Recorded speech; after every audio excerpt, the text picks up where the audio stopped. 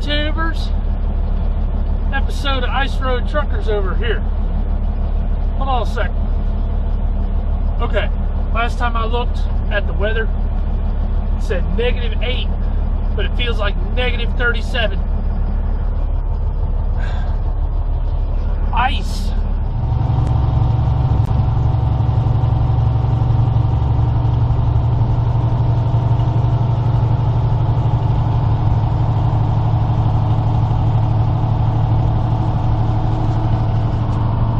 Now, I know a few people have said this, but I believe that this cold is directly related to how America is treating Israel. You know, if you bless them, you'll be blessed. If you curse them, you'll be cursed. You know, Zechariah 12.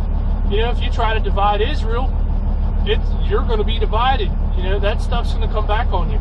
Last time John Kerry was in Israel, you know, talking to Netanyahu about dividing it up, Israel got blanketed with snow. It was the first time in decades, I think like 5 or 6 decades.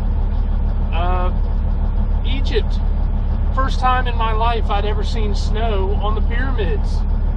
So, yeah, that's what I've been watching. And, you know, there was a video by Signs of Thy Coming that I highly recommend. Sorry if the video is shaky. I can't really put it on the dash like I used to, but because the truck's running. But watch this video by Signs of Thy Coming, and it talks about John Kerry is saying that, yeah, we're going to get a deal. You know, we're going to have a piece of paper that gets signed, and they're calling it a framework agreement. Now, the reason I find this interesting is because Daniel 9:27 says that, you know, many people say that it's the Antichrist. Some people try to come at it from a different angle, but I'm still on this one. People say that the Antichrist, he will confirm a covenant with many for 1 week. So a lot of people are like, okay, well, why would you make a peace treaty for 7 years? That makes no sense. You know, are you only going to make a peace treaty for 7 years and then be like, okay, 7 years is over, now we're going to war, right? So it doesn't make sense to only do like a limited time peace treaty, right? So why the 7 years? Why a treaty for only 7 years? And to me, the framework agreement fits that, because they've had a hard time coming to an agreement, right? So in a 7-year deal, they would, in a 7-year deal, they would establish the things of the treaty over that period of time.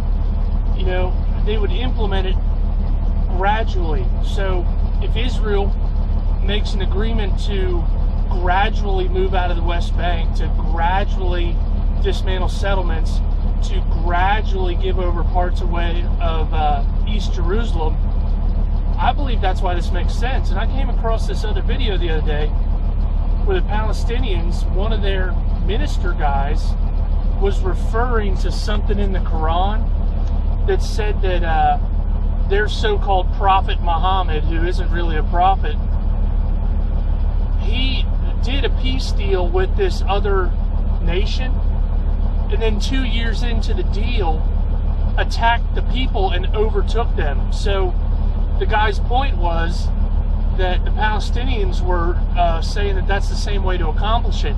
You make a peace deal with them, and then you sneak attack them in the middle of it. You know, that's what this guy said. He said that that's what Muhammad did, and that's what Muhammad did to conquer that nation that they made a peace deal with. So obviously, everybody should know this by now, that if you're paying any attention, that the blood moons are happening at the exact same time that they're wanting to do this framework agreement. I mean, to me, I've kind of made this joke. You know, there's 4 blood moons that are on the feast days, Passover and Feast of Tabernacles for 2014 and 2015. And I've kind of looked at it like, hey, that's kind of like a flashing red light, you know, on, you know, like a railroad crossing. So I mean, that's God's sign in the heavens. Stop, stop, stop, stop. You know, and I want to look more into this, and I'm sure people have done, I'm sure people have already done material on this. I just need to find something. You know, even Scottie from EternalRhthymFlow has probably covered this extensively. But from what I've heard, the woman clothed with the sun, you know, Revelation 12, I've been told that that sign is in 2017, around Rosh Hashanah perhaps. And I'd like to crunch the numbers and find out that if, you know, you count back from that sign, you know, of the woman clothed with the sun, with the moon at her feet, garland of 12 stars upon her head, I want to find that sign in 2017, count back 1,260 days and find out where it lands. Now, you know, I'm not getting back into the date set and stuff, but if you're not watching this April and May, you're an idiot. Or you're blind, or you're sleeping, or you just want to be a plain old lady of sin that, you know, says, hey, I'm rich and have need of nothing, but I'm really, you know, wretched, poor, blind, and naked. Everybody wants to say, well, nobody knows the day or the hour. Yeah, but 1 Thessalonians 5, 3, and 4 says, they'll say peace and safety and then sudden destruction. And, you know, is travail upon a woman with child, and they shall not escape. But you, brethren, are not in darkness, that day should overtake you as a thief. You're called to know the season. You're called to know the season of the timing. You know, Jesus rebuked the people in Jerusalem for not knowing the time of their visitation. You know, so know the time of your visitation. And I know this is probably like, you know, a broken record for a lot of people, but when I watched the Signs of Thy Coming video, it only had, you know, a couple hundred hits, maybe maxed out at a couple thousand hits. It's the most important news going on in the world right now, and only a couple thousand people are paying attention. You know, that sucks. That's sad. So I don't know about you, but you know, April, May, you know, I'm not date setting and saying, hey, you know, we're raptured on April 15th. You know, that's not, no, I'm not proclaiming that. But I am saying that if you don't watch that time very closely and be ready for today, you know, be ready today. What if Jesus comes, you know, today? What if he's like, oh, it's a nice snowy day. Nobody's expecting me to come today. I'll come today. You know, be ready today. Don't wait till April 15th or May or any date.